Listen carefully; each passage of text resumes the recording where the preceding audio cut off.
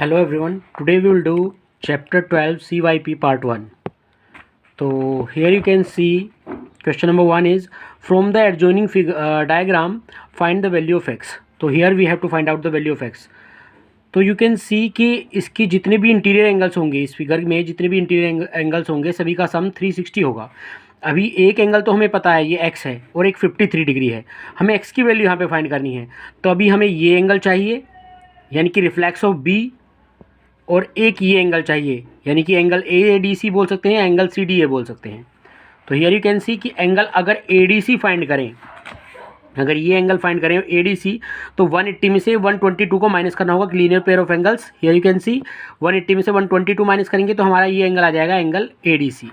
Okay, तो here you can see angle ADC is equal to 180 minus 122. तो after subtracting 122 from 180 we get 58.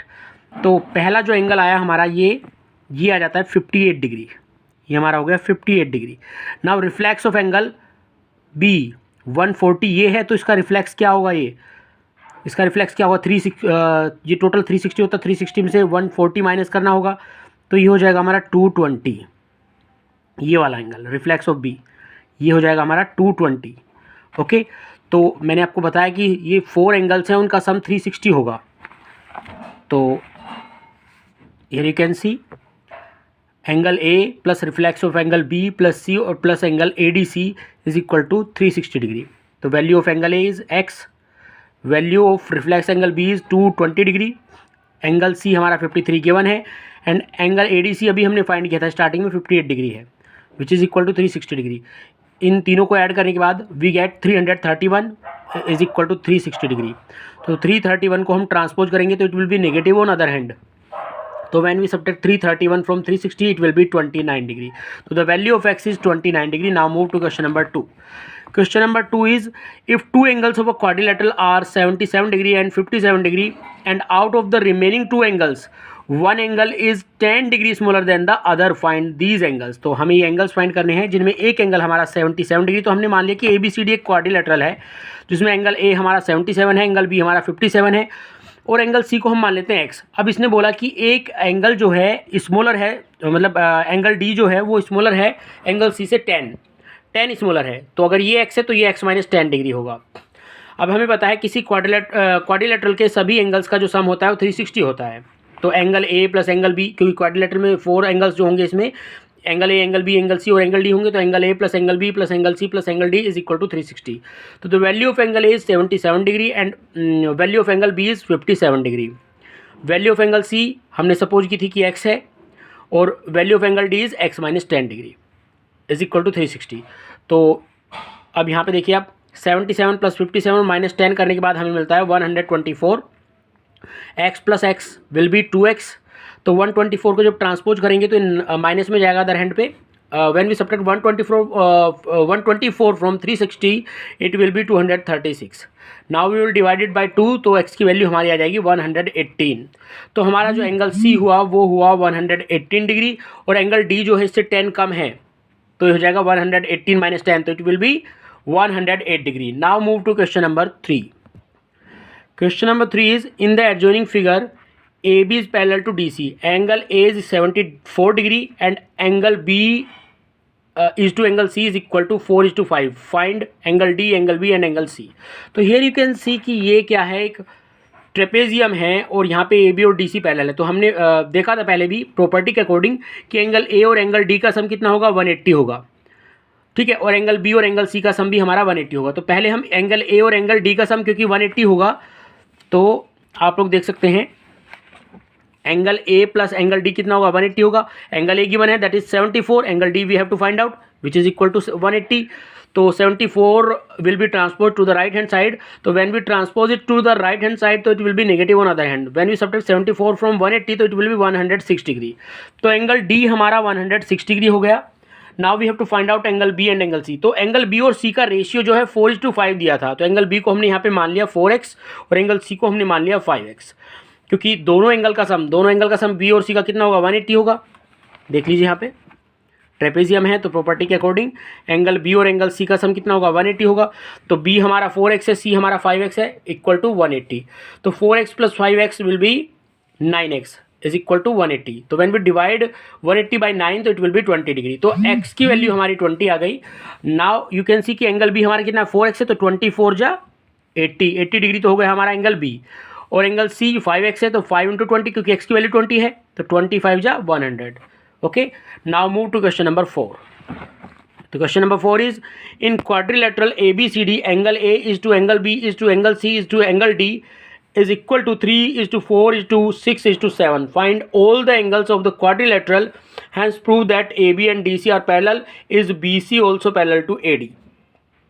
Okay, तो here you can सी कि ये भी हमारा इस क्वेश्चन में भी हमारा एंगल A B और C और D का रेशियो दिया, तो हमने 3 4 6 7 दिया है। तो हमने क्या किया यहाँ पे कि एंगल A को तो मान लिया 3x, एंगल B को 4x, एंगल C को 6x और एंगल D को 7x। तो सभी का सम कितना होगा 360 होगा। तो 3 4 6 और 7x को ऐड करने के बाद ये 20x हो जाएगा विच इज इक्वल टू 360। तो यहाँ से x की वैल्यू फाइंड करेंगे तो इट विल बी 18। x की वैल्यू 18 हो गई। तो अब एंगल A कितना होगा हमारा 3 into 18 will be 54 degree. Angle B कितना होगा 4 इंटू 18 72 डिग्री। एंगल C कितना होगा 6 इंटू 18 क्योंकि 6x है 108 डिग्री और एंगल D 7x है तो 7 इंटू 18 126 डिग्री। अब एक चीज़ देखिए यहाँ पे, क्योंकि ये हमारा ट्रेपेजियम टाइप का बनेगा यहाँ पे इस तरह से एंगल A और एंगल D का सम, ये A हो गया, अगर ये B हो गया, ये C हो गया, ये D हो गया। एंगल A और एंगल D का जब सम किया तो 180 आया। एंगल B और एंगल C का सम किया तो भी 180 आया। तो ये हमारे ये दोनों तो पैरेलल होंगे क्योंकि ट्रेपेजियम में वन पेयर तो पैरेलल होता है, लेकिन दूसरा पेयर पैरेलल नहीं होगा, यानी BC AD के पैरेलल नहीं होगा, लेकिन AB DC के पैरेलल होगा। तो it is correct but it is not correct, यानी कि BC अगर AD के पैरेलल हो वो करेक्ट नहीं है, तो BC AD के पैरेलल नहीं है। Now move to the next question. Question number 5 is one angle of a parallelogram is 2/3 of the other. Find the angles of the parallelogram. तो अगर बात करें पैरेललोग्राम की तो हमने यहाँ पे सपोज किया कि हमारे पास पैरेललोग्राम में 4 एंगल्स होते हैं, तो जिसमें अपोजिट एंगल्स इक्वल होते हैं। तो हमने मान लिया कि ABCD एक पैरेललोग्राम है, ठीक है। एंगल A और C इक्वल होंगे, एंगल B और D इक्वल होंगे। अगर एंगल A को x मानेंगे तो C भी हमारा x होगा। एंगल B इसका 2/3 है अकॉर्डिंग टू क्वेश्चन बोल रहा है कि जो दूसरा एंगल है, जो एडिसेंट एंगल है, उसका 2/3 है, तो यानी कि 2x/3 या 2/3x हम बोल सकते हैं। एंगल B जो है वो एंगल D के इक्वल होगा, ठीक है। नाउ वी नो कि पैरेललोग्राम में जो एडिसेंट एंगल्स होते हैं उनका सम कितना होता है 180। तो AB जो एंगल होंगे दोनों, एंगल A और एंगल B, उनका सम 180 होगा। तो the value of angle A is x and the value of angle B is 2x/3। तो after solving it we get the value of x and that is 108। x की value हमारी 108 आएगी solve करने के बाद। तो ये हमारा x हो गया। तो देखिए एंगल A हमारा x था, तो यानी कि हमारा एंगल A और एंगल C क्योंकि इसी के इक्वल है तो दोनों हमारे 108 डिग्री होंगे।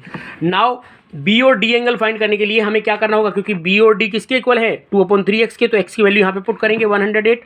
जब 108 को 3 से डिवाइड करेंगे तो इट विल बी 36, तो 36 2 जा 72 डिग्री, यानी एंगल B और एंगल D हमारे 72 डिग्री के होंगे। Now move to question number 6। Question number 6 is in the adjoining figure ABCD is a kite if angle BCD is equal to 52 degree and angle ADB is equal to 42 degree, find the values of x, y and z। तो सबसे पहले ये triangle देखिए, ये triangle ये वाला, इस triangle में ये साइड और ये साइड इक्वल हैं। अगर ये दो साइड इक्वल हैं यानी AD और AB इक्वल हैं तो इनके अपोजिट एंगल भी क्या होंगे, आपस में इक्वल होंगे, तो x की वैल्यू 42 होगी।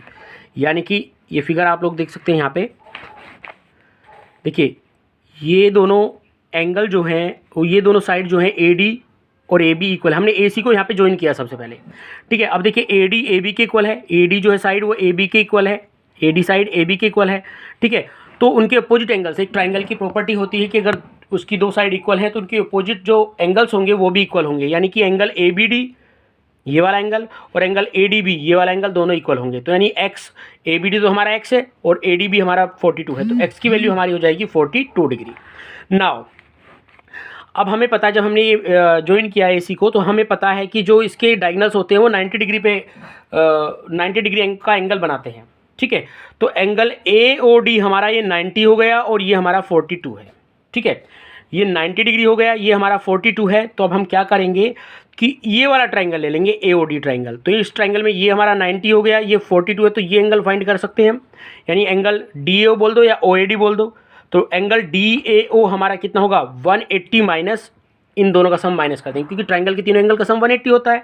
तो 180 में से हम 90 + 42 को माइनस कर देंगे तो 180 में से 90 प्लस 42 कितना हो जाएगा हमारा 132।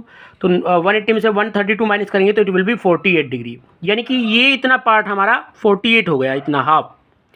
लेकिन हमें पता है कि जो ये इक्वल साइड्स के बीच में एंगल्स हैं, देखिए यहाँ पे ये दोनों इक्वल हैं और ये दोनों इक्वल हैं, तो इनके बीच में जो AC डायगोनल है वो इसके एंगल्स को क्या करता है, बाइसेक्ट करता है, यानी कि ये पार्ट और ये पार्ट इक्वल होगा, यानी कि ये पूरा पार्ट इसका ट्वाइस हो जाएगा हाफ का। तो ये कितना y, ये पूरा y है तो y कितना हो जाएगा 42 का ट्वाइस हो जाएगा, यानी कि y इक्वल हो जाएगा 2 × 48, 48 का ट्वाइस हो जाएगा ना, तो 48 2 जा 96 डिग्री। नाउ अब हम z की वैल्यू फाइंड करनी है, तो ये वाला ट्राइंगल लेंगे, तो इस वाले ट्राइंगल में भी ये 90 है तो ये भी 90 होगा, सिंपल सी बात है, वर्टिकल अपोजिट एंगल से ये 90 हुआ। तो यहाँ पे z की वैल्यू फाइंड करनी है, हमें पता है पूरा 52 है तो इसका हाफ कितना होगा 26, तो ये हो गया 90, ये हो गया 26 और ये हमें फाइंड करना है z। तो इन तीनों का सम कितना होगा 180 के इक्वल। तो here you can C z plus 90 और हाफ ऑफ एंगल BCD, यानी कि half of 52 degree will be 26। तो z प्लस 90 प्लस 26 कितना होगा हमारा 180 के equal. 90 plus 26 is 116 degree which is equal to 180। तो 116 को ट्रांसपोज करेंगे, माइनस में होगा अदर हैंड पे, तो when we subtract 116 from 180 it will be 64। तो the value of z is 64 degree. Now move to next question, question number 7। Question number 7 is in the adjoining figure ABCD is a rectangle, prove that AC is equal to BD।